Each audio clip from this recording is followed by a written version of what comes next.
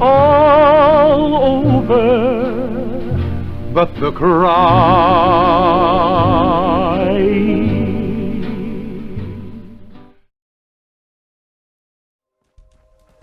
Oh, phew.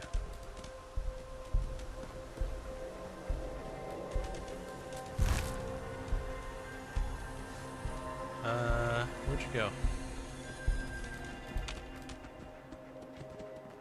The heck? You just disappeared again?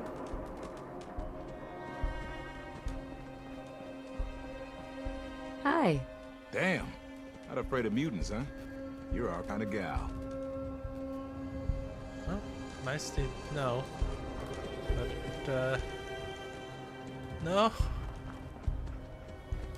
My bloody arm! Luckily it wasn't anything expensive. Diamond City over this way. Hello, Mr. Robot.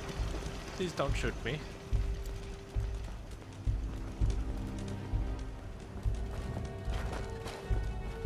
This way.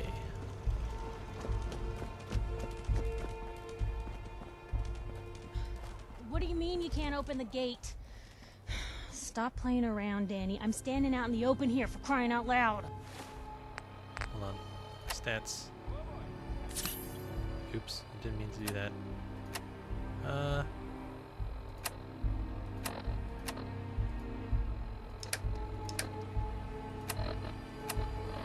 Yeah, whatever. I got orders not to let you in, Miss Piper. I'm sorry. I'm just doing my job. Ooh, just doing your job. Protecting Diamond City means keeping me out, is that it? Oh, look, it's the scary reporter. I'm sorry, but Mayor McDonough's really steamed, Piper. Saying that article you wrote was all lies. The whole city's in a tizzy. Ugh. You open this gate right now, Danny Sullivan. I live here. You can't just lock me out.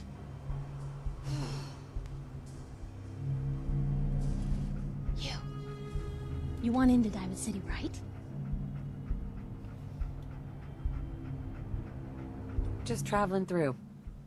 Shh. Lay along. What's that? You said you're a trader up from Quincy? You have enough supplies to keep the general store stocked for a whole month? Probably. You hear that, Danny? You gonna open the gate and let us in, or are you gonna be the one talking to crazy Myrna about losing out on all the supply? Jeez, all right. No need to make it personal, Piper. Give me a minute. Better head inside quick before old Danny catches on to the bluff. I mean, I do have a lot of supplies. More than I can do with. You first. Wouldn't have it any other way. I said you first. Who let you back inside? I told Sullivan to keep that gate shut. You devious, rabble-rousing slanderer. The level of dishonesty in that paper of yours. I'll have that printer scrapped for parts. Ooh, that a statement, Mr. McDonough? Tyrant mayor shuts down the press. Why don't we ask the newcomer? You support the news? Because the mayor's threatening to throw free speech in the dumpster. This really isn't any of my business. Oh, I didn't mean to bring you into this argument, miss. No. You look like Diamond City material. Welcome to the great green jewel of the Commonwealth. Safe, happy, a fine place to come. Spend your money. Settle down. Don't let this muckraker here tell you otherwise, all right? What are you two arguing about anyway? What do you think? Print lies and everybody's happy, but if you print the truth... Now, was there anything particular you came to our city for? Just looking for something. Oh, what is it you're looking for? Who would I talk to about finding a missing person? Well, whatever you do, don't bother going to Diamond City Security for help. Don't listen to her. Well, I'm afraid that our security team can't follow every case that comes through. I'm confident that you can find help here. Diamond City has every conceivable service known to man. One of our great citizens can surely find the time to help you. A mayor of a great city must know everyone. Who can help me? Well, there is one private citizen, Nick Valentine, a detective of sorts who specializes in tracking people down, usually for debts or whatnot. Now, I have to get going. I'm sorry, Diamond City Security doesn't have time to help, but I'm sure Mr. Valentine charges a reasonable fee. Doesn't seem that bad. This is ridiculous. I want the truth, McDonough. What's the real reason security always shrivels away when talk of missing persons I've had comes enough up? of this, Piper. From now on, consider you and that little sister of yours on notice. Yeah, keep talking, McDonough. That's all you're good for. I'm impressed. Not everyone can claw information out of McDonough's tight-fisted hands. That's what the Why hat's don't for. you stop by my office after you see Valentine? I think I just found my next story.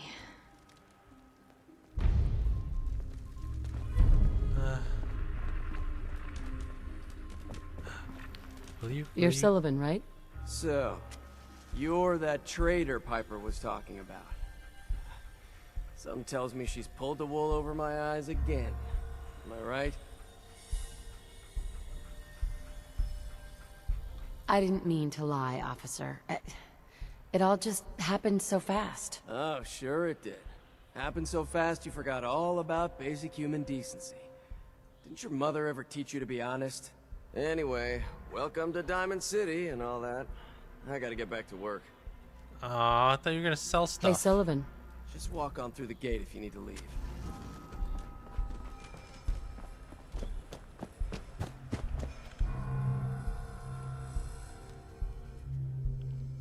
Will I finally be able to sell my stuff? Will I finally be a millionaire? Diamond City because it's in the diamond of a Piper, you're back. baseball park.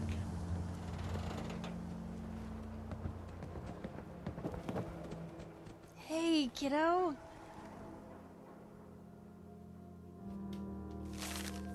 Noodles, we eat them. We love them. And Diamond City's power noodles have supplied the sustenance for the past 15 years, from the stilted mechanical cadence of Takahashi's programmed Japanese to the fragrant steam that wafts from each bowl to the scalding tang of each delicious mouthful. The ordering and eating of noodles is but one of many shared human experiences, or is it? I was struck by this very question as I sat down at the counter of Power Noodles last Wednesday night just after 5 p.m., enjoying a dinner I had so many times before. That's when I noticed our very own mayor, I don't know, sidle up to a stool and engage in the very same ritual. Right hand extending, mouth opening, teeth chewing, yes, eating noodles. The shared experience of every Diamond City resident. So it must have also seemed to the residents of Diamond City nearly 60 years ago on an uncharacteristically warm May evening of 2229 as they sat around this very same counter, but that was before the days of Takahashi and his noodles, when the bar served not noodles but ice-cold Nuka-Colas, frothy beers, and stiff shots of whiskey. The barman's name was Harry, and that night he facilitated the shared human experiences of drinking, smoking, talking, and laughing. That is, until tragedy struck. There aren't many among us who are even old enough to remember that evening, although some of the city schools residents certainly could have, had they not been forcibly removed, thanks to Mayor McDonough's anti-ghoul decree of 2282. But there is one person among us who does remember distinctly the events of the evening, respected matriarch Eustace Hawthorne, who recounted her story in a public occurrences exclusive interview. Oh, I was there all right, sitting right there at the bar, sure as you were sitting in front of me now, 22 years old, 22 years old or so, and just looking at having a good time. I was safe behind the wall. We all were. So what was the harm? And let me tell you that Mr. Carter made it easy. He came into town earlier that day, said he was from out west. Out west somewhere. It didn't really matter. What did matter was his smile and his laugh and the way he'd make everyone feel at ease. That night at that bar, we all sort of crowded around him. Everyone wanted to exchange a word or hear about the state of the Commonwealth, and Mr. Carter, he was all too happy to oblige. It was just wonderful until it wasn't. Eustace continued her account of that evening and the moments when things turned sinister and the truth about Mr. Carter was revealed. We'd been drinking and carrying on. Must have been 3 hours. Mr. Carter had 4 or 5 drinks in that time. He seemed a bit drunk, and I guess like the rest of us, and then something happened. He was smiling, but the smile sort of went from his face all in an instant. And then his cheeks started twitching, kind of funny, and I remember watching him clear as if it happened yesterday. He reached out inside his coat, took out a revolver, and then bam! He shot Henry, the barman, right in the head. Didn't hesitate, didn't show any emotion. Mr. Carter killed Henry as casually as if he were paying him for a drink, but his cheek never did stop twitching. Let me tell you, all hell broke loose after that. What Eustace is describing is, of course, the infamous event known as the Broken Mask, when the people of the Commonwealth learned for the first time that the Institute, the shadowy scientific organization responsible for the creation of combat androids, had actually succeeded in creating a model so advanced it could effortlessly infiltrate human society, unbeknownst to the people of Diamond City. The Institute had somehow evolved their androids into true synthetic humans, synths. After he shot Henry, that Mr. Carter shot 3 or 4 other people, too. Like I said, all hell broke loose. The guards came running. They opened fire, and Mr. Carter, he kept shooting and throwing people around left and right. Finally, those guards put him down. Seemed like they had killed a man who had flipped his lid, gone crazy, and he lay there like a dead crazy man. Sure enough, wow, it was horrible. But then we saw the plastic and the metal. This was one of them early synths, you see. And we realized it wasn't a man at all. It was then that we all knew the Institute wasn't just out there. The Institute was everywhere now, among us. It was never determined precisely why the synth known as Mr. Carter went on his killing spree. Some suggested that he had somehow been remotely controlled by the Institute, who wanted to test his combat effectiveness. Still, others felt that he had simply malfunctioned, a hypothesis supported by the twitching cheek, and was never meant to kill anyone. But at that time, the why hardly seemed important. What mattered was the humans of Commonwealth had truly been infiltrated by an organization whose intentions and motives were, and still are, a complete mystery, using a model of synth even less advanced than the ones the Institute has in service today. Which brings us to noodles, specifically the noodles consumed by Mr. Donald last Wednesday night. In the same spot, Mr. Carter, the synth that went haywire, mercilessly killed several people after spending hours sharing an experience the people of Diamond City assumed was reserved for members of the human race. They were wrong, are we? How are the paper sales? Well, the presses are getting overloaded. That motor is going to go soon if we don't replace it. All right, You've been saying that for weeks, and this is our second instance of the Institute. So much. We've already seen how they're androids. You start whistling if you see any angry politicians coming our way. Why? Is something wrong? Yes. Piper? They know. I gotta check a few things first. We'll talk later. Anyone is one of those things. Recommended by a new file to open. Do you have a legitimate medical concern? Or is this about a facial reconstructive services? That's just it, Johnny. You Yeah. See what's wrong with me, Doctor. Now, go over your symptoms for me, one at a time. That's I think cheap I enough. soaked up some rads out there. All right.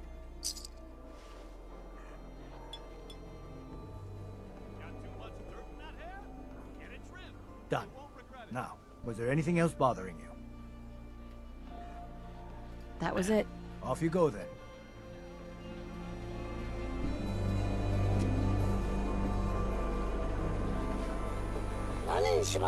Do yourself a favor and just say yes. It's all he understands. What will you do?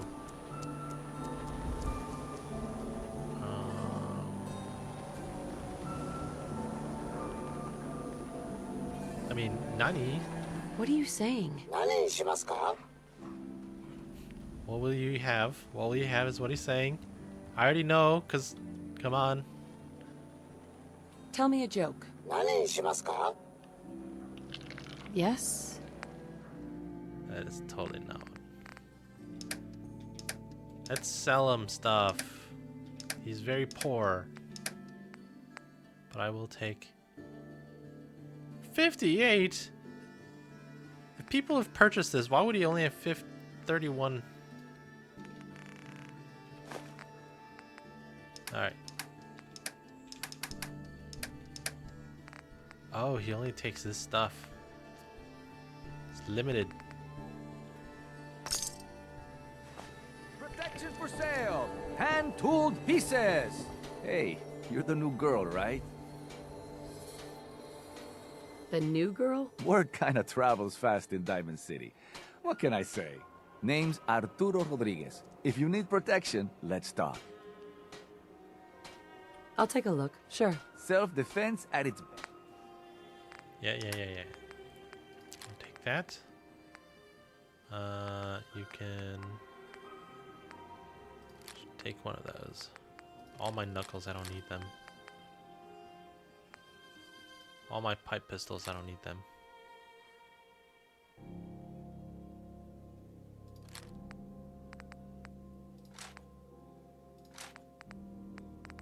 I already have my hunting rifle, right? Yep. So you can take that as well.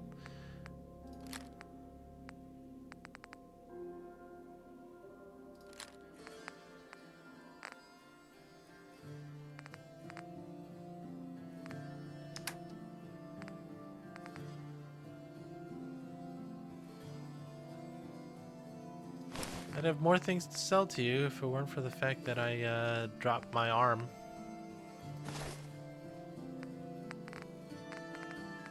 Ho ho ho, big boy.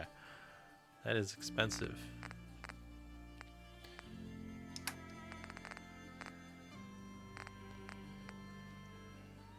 Old Faithful. I like the damage you do.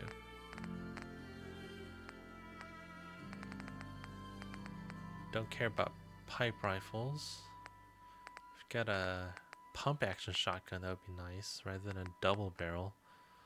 Do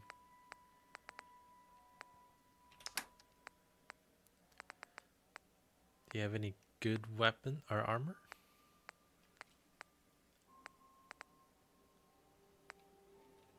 Except Diamond City Surplus, everything you need. You? I don't know you. Just keep your distance. Why? Because I don't know you, and I will not serve a synth pretending to be human. So are you human?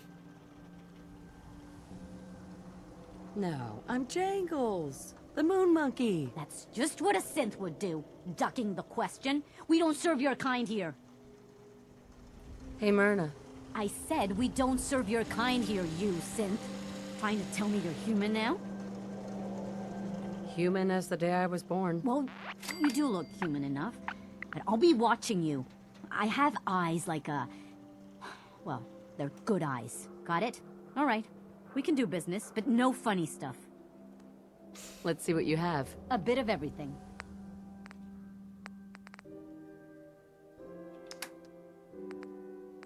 good weapons? No.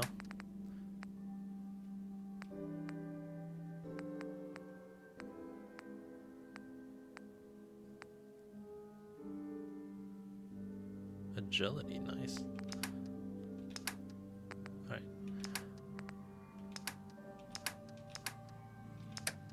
What about junk that I don't care about?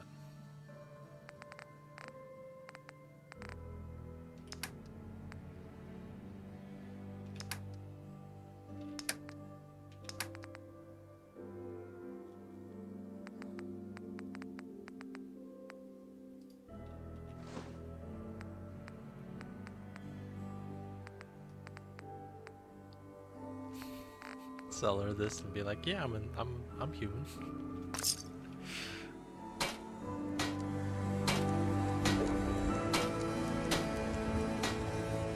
Don't let the stress of life kill you. Relax with some chems. Got chems? All right, I think this is where I'm gonna call it, because I now have a place to sell things. Combat zone. I'd stay clear if I was you. You need this paper. Everything on the Institute, the public needs to know. Thanks, I guess. I'm serious. The Institute takes people. You should read up if you're sticking around.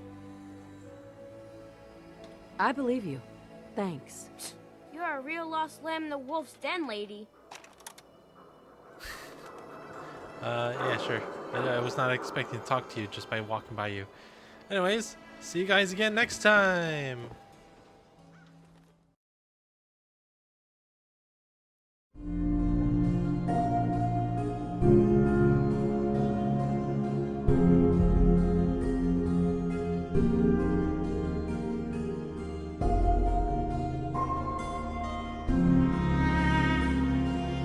Thank you.